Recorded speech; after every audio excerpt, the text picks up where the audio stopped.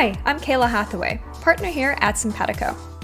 I'm launching our climate.edu channel to help students learn about the degree programs that are training the future leaders of the green economy. I'll be interviewing graduate program leaders about the degrees offered at their schools, how applicants can best prepare, what to expect as a student, research and internship opportunities, and long-term career prospects. I'll also be asking renowned professors and grad students for their thoughts on the types of skills undergraduates should focus on developing as they prepare for a master's or doctorate program. And now, on to today's show.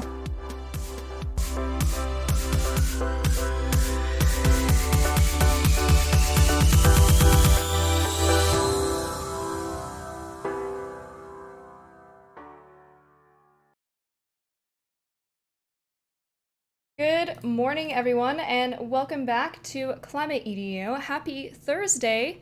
And today I'm joined by the lovely Dominic Bednar, and Dominic is a PhD candidate at the University of Michigan, where he's concentrating on energy justice, and his research explores the institutional barriers of energy poverty recognition and response in the United States, well as considering the spatial, racial, and ethnic and socioeconomic patterns of residential energy affordability, consumption, and efficiency. Dominic, thank you so much for joining me today. How are things on your end? Hello, hello. Thank you so much for having me. Uh, Things are going well, taking it one day at a time. How about yourself? Oh, same. Like as we were talking a bit earlier, like California is on fire, and sounds like universities are striking and have some fun weather stuff out there on your end too. Yeah, just all we can do is one day at a time. Yep, that is basically the motto for 2020, I think. Mm, um, Things for the future. yeah. Also, I can't express this enough just how awesome your fiddle fig is. Like it's just so Ah, Thank you. Her name is Grace. Grace. She's, she's graceful. She takes up space, and she's a great gift for my grandmother. And so I am grateful for Grace. I love it. I love it, love it. Like when plants are gifts from family members, like that makes them all the more special. Yeah. So, with our topic today, and I pretty relevant, I'd say, even just like with COVID and everyone needing to be home, and just with all the insane disasters that have been happening as well, is energy poverty. And for those that might not know what energy poverty is, could you go ahead and give us an explanation? Sure. I think energy poverty is just simply not having access to the energy that you need to live in everyday life. And so, yeah, energy poverty plagues millions of Americans, but also millions of folks across the globe. And so it really allows us to look at problems to access and problems to affordability to everyday energy. Mhm. And what role does energy efficiency have in reducing energy poverty? Because that's something that we were kind of talking about a little bit before with the research, is that efficiency matters quite a bit. Mhm. And how can increasing efficiency of the grid reduce the amount of people that don't have access for their Gotcha. needs? So that's a good question. So I think in two parts. One, increasing the efficiency of the grid, I think helps out overall with lower energy costs, but specifically pushing us more towards renewable energy, things like community solar. But I think efficiency really matters at the household level, and so Mm. insofar as like how do we what language we often use is how do we weatherize people's homes, how do we make them more energy efficient such that the energy that's actually being like input into the home can actually be retained and isn't um, escaped through the walls, through the windows, through the roof. And Mm. so when you're able to maintain a tight building envelope, which a building envelope is essentially just the exterior of the building, we're able to then um, drastically save a lot of money. And so which ultimately reduces what we call as the energy burden of households. An energy burden is simply the amount of money that households are spending on their household income over their household income, or the amount of money that they're spending on their energy bill, I'm sorry, over their household income, their annual household income. And so when that percentage is sizably high, then that reduces the amount of money that folks can spend on, let's say, food or medicine or transportation or healthcare costs. And so um, energy efficiency is really, really important. And in many ways, it's an incredible mechanism for us to um, curb the amount of energy poverty that we see and that many folks are experiencing. Mhm. And so, with energy poverty being as kind of like widespread as it is across the United States, is there any like government response or like analysis that's happening about this, or just not? Does that not really exist right now? Great question. Yeah. So, short answer, yes, there is a government response. But what I argue in my work is that there isn't really formal recognition that energy poverty is a particular problem. And so, in my recent paper published in Nature Energy, um, I use the language that we have this pseudo recognition, and the pseudo recognition because we have these responses. And so, two core responses that we have at the federal level are one, bill assistance program, which is called LAHEAP, which is an acronym for Low Income Home Energy Affordability Program. And so, if you meet the eligibility requirements, you're in need, and kind of like if you think of it as like a food stamps program, like if you're in need of food, like you can get assistance to actually like purchase food. But in this instance, like if you need assistance paying your energy bills, like you can get that particular type of support, and that is Oh, how we actually, um, in many ways, like that's our primary response, and based on sort of like historical congressional appropriations, like that is where most of the funding goes insofar as the federal response is. The second response is actually weatherization, which I spoke about earlier through the Department of Energy's Weatherization Assistance Program, or what folks like to call WAP. And so that program similarly does the same thing for low income qualifying households. For that program, about 200% of the federal poverty line, they will actually come in and do a full on assessment of what particular type of energy efficiency measures that your home requires, and they will install those for free. oh, So we have these particular type of responses for energy poverty. So yes, what's problematic is that there isn't much attention to one formally recognizing that energy poverty is a distinct issue than normal poverty, um, and energy poverty is also commonly commonly named, or you may hear the language energy poverty, or you may hear the language energy insecurity, which kind of get at the same exact thing. But when we think about our approach or our responses to this, historically, our responses have been kind of like a band aid approach. Like we will go and sort of like pay people's utility bills when there's demonstrated record and evidence that proves that weatherization is actually a more sustainable approach um, for so many good reasons at the household level, but also beyond the household level. and just by weatherizing as well, then it would reduce the amount of aid needed because the cost would go down as well. Is that correct?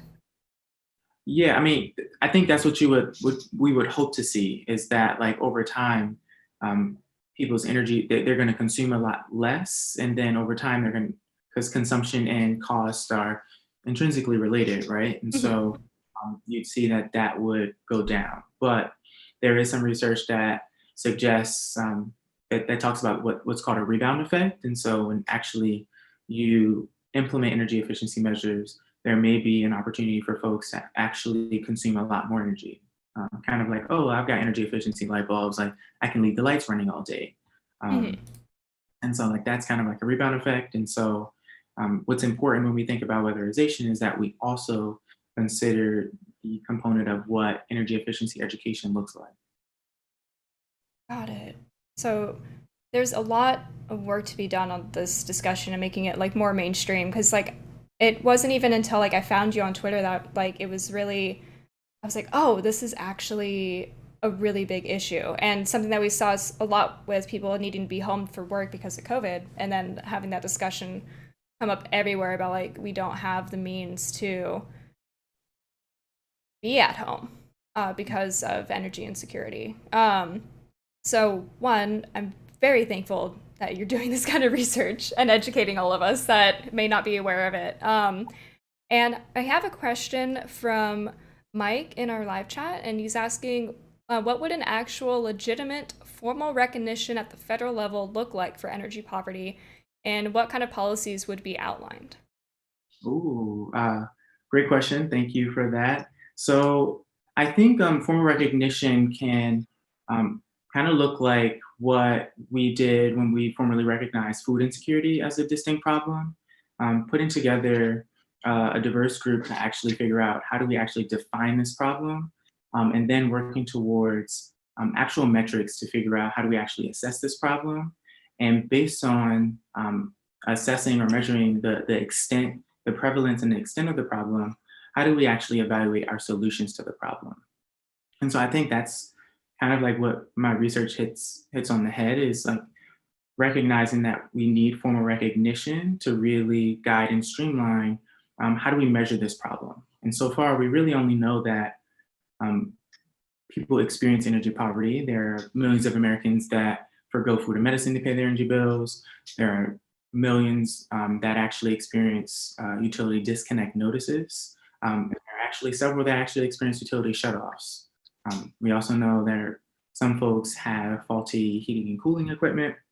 Um, and so I would say, like, definitely initially starting with some type of interagency group that works with the Department of Health and Human Services that runs the LACHI program, the Department of Energy that runs the weatherization program.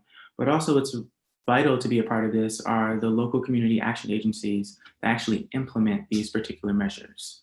I think also when we consider what formal fuel poverty recognition looks like, we can turn to other nations that have done this work, such as the UK. They've actually in 1991, Brenda Boardman, she coined the term fuel poverty, which is the inability for people to adequately heat or cool their homes given low incomes, high fuel costs, and the inefficiencies of their dwelling. And back then, they kind of defined people being in fuel poverty, or in the US context, energy poverty or energy insecurity, as those that spend more than 10% of their income on their energy bills. And so, right off the bat, they had a particular measurement that was associated with this particular problem. Now, since then, they've actually moved into a newer metric, which looks at those that are low income, but also have high costs. And so the LIHC measure, that's how they actually quantify folks that have higher energy poverties. But based on that formal recognition, like that was the impetus for them to actually begin to actually record, well, what does energy poverty look like for us on record throughout the year? And so we're moving into a future where data is really important. Data is everywhere, but how do we think about harnessing data um, for the common good?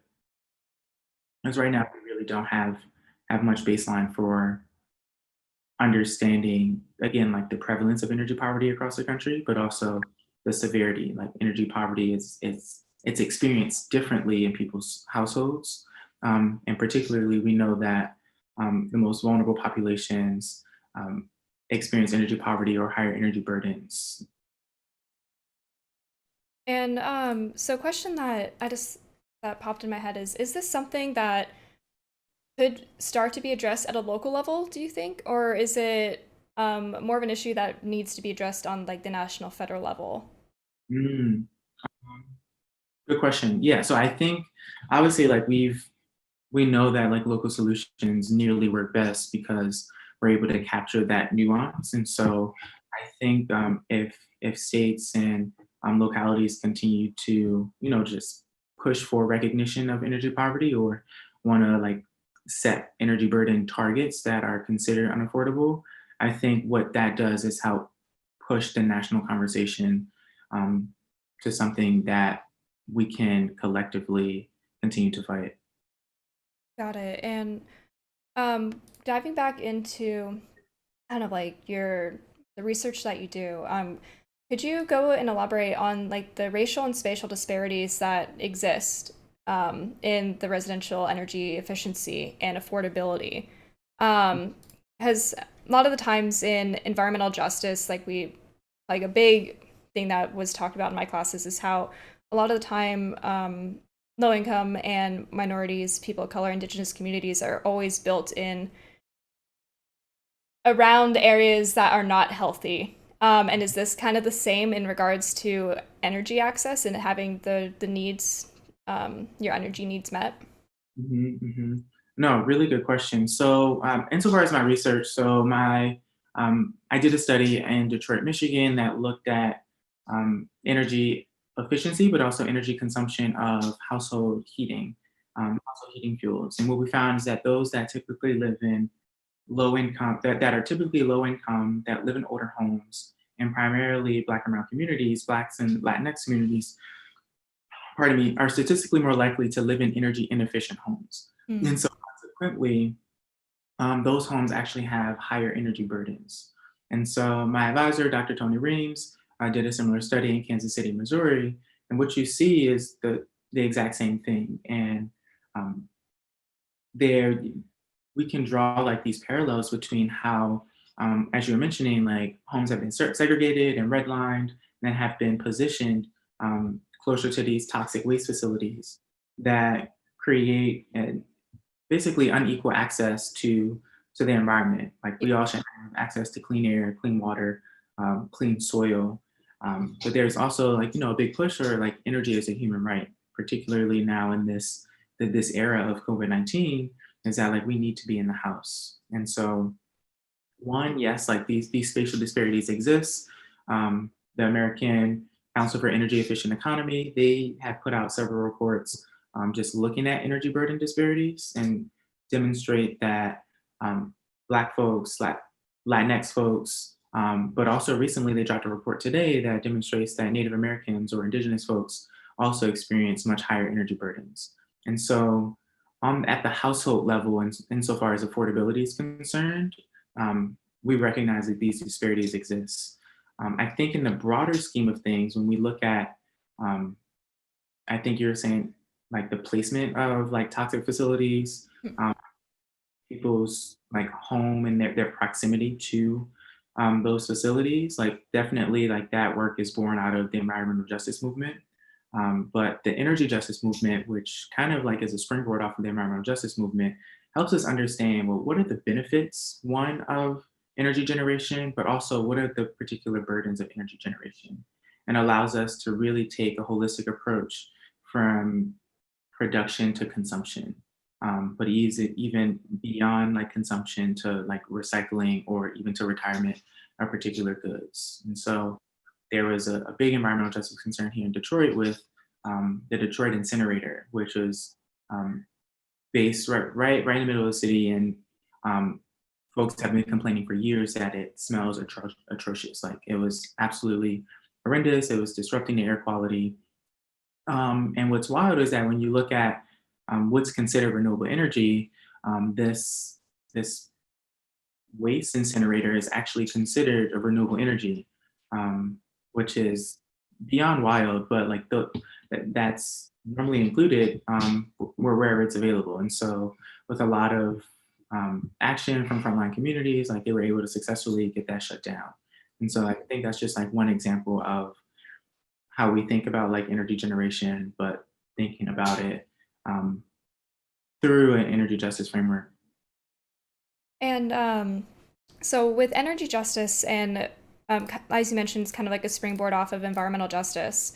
How does like what makes energy poverty an important area in the climate movement? Like how does it fit in there, and what are the ways that like climate activism can make sure to incorporate addressing energy poverty? Great question. So, one, I would say that uh, our energy consumption is intrinsically linked with what our carbon pollution levels look like. And what we know is that um, actual residential energy consumption comprises about 20% of greenhouse gas emissions. And in the United States, when we think about, well, like, well, how much is that actually? It actually like is comparable. It would be considered the world's sixth largest. I wrote this down. I wanted to bring this up. It's considered the sixth largest greenhouse gas emitter globally, just based on residential households in the U.S. Wait, just on residential households. Exactly. Oh my And God. equal to that of Brazil and larger than that of Germany. And so when we think about energy poverty, again, like you have a number of different households that are living in old, dilapidated buildings, energy inefficient households. And so if we're consuming energy inefficiently, what that means is that we're still using more energy than we need to. And because of where we source our energy, which is mostly fossil fuels in this moment, until we make this transition to renewables, then the more people consume inefficiently, the more production of CO2 that we're going to have. And so by solving the energy poverty crisis for everyone, it supports clean air and a less warmer planet and erratic climate storms for everyone. And so I think it's really important to situate energy poverty within the larger framework of what climate breakdown looks like in this climate emergency. Jeez, like just I'm still like, wow, the sixth just just for households. That's like that shouldn't. Um yeah, no, I completely agree with you. Like the correlation between like energy use and then the amount of pollution right now, just based off like the our sources for energy, then you have a lot more pollution, then you have higher ppm of Mhm. carbon emissions. Um Well, and Okay, so I have another question from Mike. So he prefaces it with, "This might be a hard question to answer, but would we might consider a basic universal income to cover energy expenses as a possible solution, perhaps for people below a certain income, or is that still only a band-aid?" mm, thanks, Mike, for your question. That is a tough question. I am not sure if I don't know. I feel like I would want to like go crank out some numbers and like tap in a few more sources to see like what universal basic income like support energy access for everyone. Like maybe I think maybe that's a good start. I think universal basic income um, is important. Um, Maybe that moves us towards it, but I think what's um, the complexities of the energy landscape are mainly because a lot of the energy utilities that provide energy to us all are investor-owned utilities.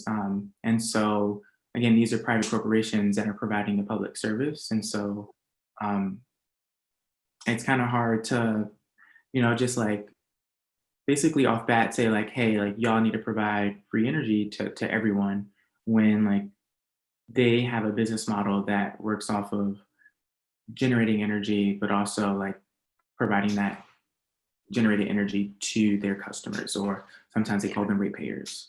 And so, yeah, I'm unsure, but I'm definitely like in support of energy access for everyone. Just particularly because like we're in a pandemic. Um, Here in the U.S., we haven't done the best job at sort of like containing this, and so it's really wild to think about that. And so when presumably another lockdown happens, again, like folks are in their house a lot more. And so, like, I know, like, I'm even using the internet more. I didn't even have internet actually. Oh wait, Um, really? yeah, I didn't. Like, there was no reason for me to get internet because I was like on campus working in my office. Like, I was able to, like save some money there. I mean, I have internet now because I did move. And so, like, I have roommates and they already had internet in place. And so, like, that works out, but I'm just it's hard for me to not think about other families that may not have broadband connections or might be um, seeing an increase in their utility bills because one, like we're in the house a lot more, and particularly like electricity is or air conditioning, which is normally powered by electricity, is a lot more expensive than natural gas, and so um, as we move into the future, like energy poverty is going to become even more important, just because intrinsically, like we're going to the planet's going to be warmer, and so we're going to need a higher energy demand to keep us cool. Yeah, and a more efficient infrastructure as well, so we don't have to do like all these like rolling brownouts or whatever it's called, brownout or rolling Mhm. blackout that's been happening here like along the Mhm. west coast of the U.S. But well, we're gonna go ahead and roll into just chatting. We have a couple of questions and comments, so gonna run the credits and we'll be right back. Alrighty.